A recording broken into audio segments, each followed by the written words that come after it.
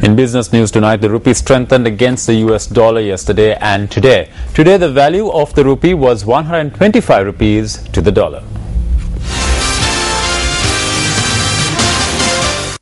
This morning, the value of the US dollar was between 125 rupees and 60 cents and 125 rupees and 80 cents.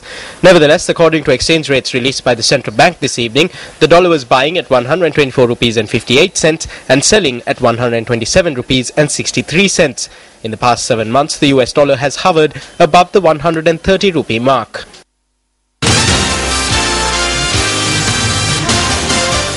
Dr. Razin Sali, visiting associate professor at the National University of Singapore, says that Sri Lanka's foreign economic policy is lopsided.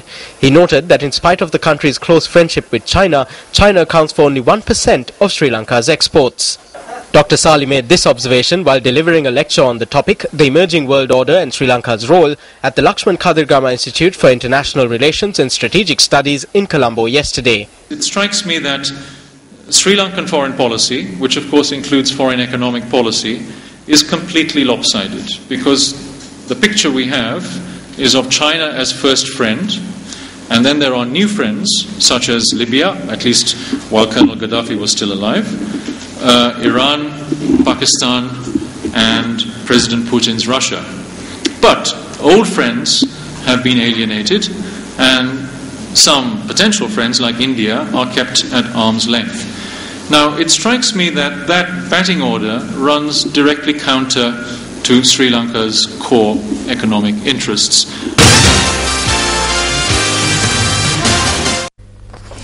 The annual Judges' Convention is to be held in Colombo tomorrow.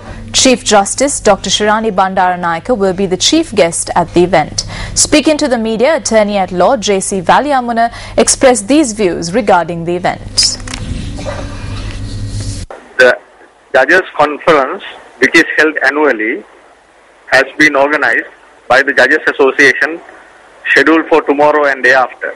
The funds for the conference is normally obtained from the UNDP, United Nations Development Fund, or any other international or national agencies. This time, the UNDP has agreed to fund, and the funds came through the government of Sri Lanka.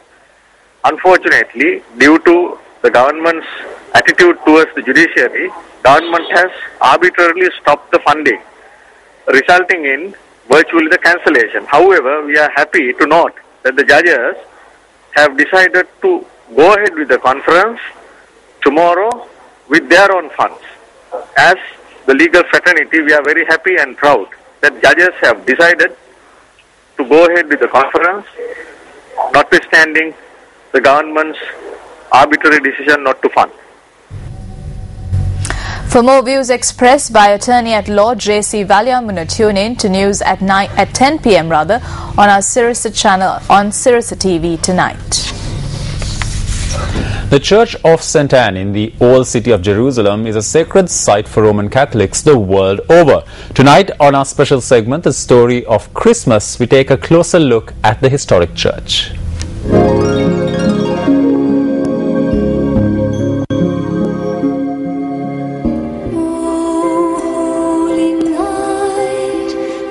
This is the Church of St. Anne, which is located in the Muslim quarter of the Old City of Jerusalem, a stone's throw away from the Lion's Gate.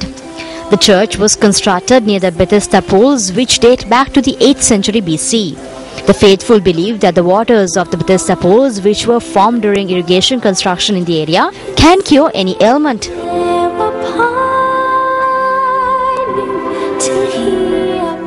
Devotees believe this is where Jesus Christ healed a man with leprosy at the time being an incurable disease.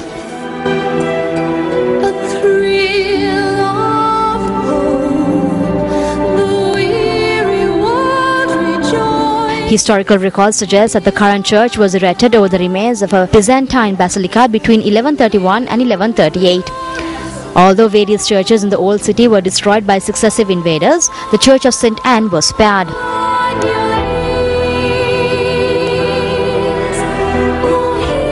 In the south aisle of the church is a flight of steps leading down to the crypt in a grotto believed to be the Crusaders to be the birthplace of the Virgin Mary.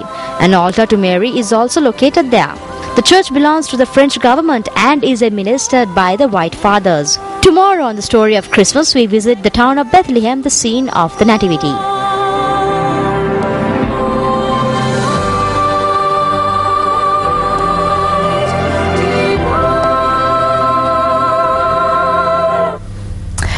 Sri Lanka's #1 hit music station, Yes FM, which is known for being an innovator in the broadcast industry, organized an ad agency quiz night, which was held yesterday. The Yes FM ad agency quiz night was held at the head office of the Capital Maharaja organization in Colombo. The winning team was awarded a cheque for 150,000 rupees, while the first and second runners-up took home 75,000 and 50,000 rupees respectively. Yes FM ad agency quiz night is part of the seasonal events organized by Yes FM. Tom Cruise.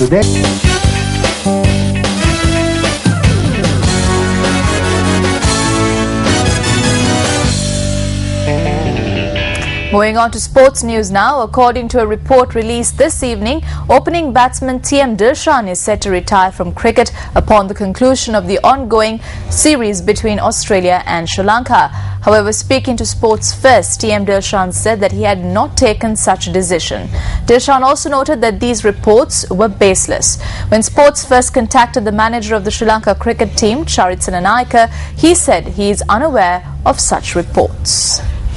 In golf news, Sachin De Silva emerged winner of the gold category at the 33rd Junior Golf Championships today. Over 70 competitors took part in this year's Junior Golf Championship, which was held during the past 3 days. The gold category consisted of the 15 to 17 age group, while the silver category was held for the 11 to 14 age category. The bronze category was the under 10 age category. The championship for the bronze category was won by Nigel Fernando. Prashant Pires, who accumulated 225 strokes, won the silver championship category. Sachin De Silva won the championship in the gold category in 223 strokes.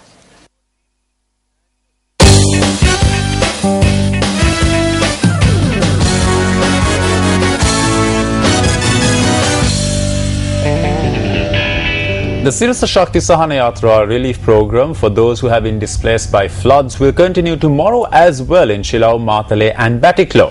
If you are able to lend a helping hand to those who have been affected, then you can drop off your donations tomorrow at the Rathota and Shillong divisional secretariats. We will inform our viewers tomorrow on how they can help those who have been affected in Batiklo. Well, that wraps up Primetime News for today. Thank you very much for joining us. I'm Mahina Bongzo. And I'm Shen Silva. Have a good weekend. Good night. Hotline 0114-896-896. www.newsfirst.lk. Feedback at newsfirst.lk.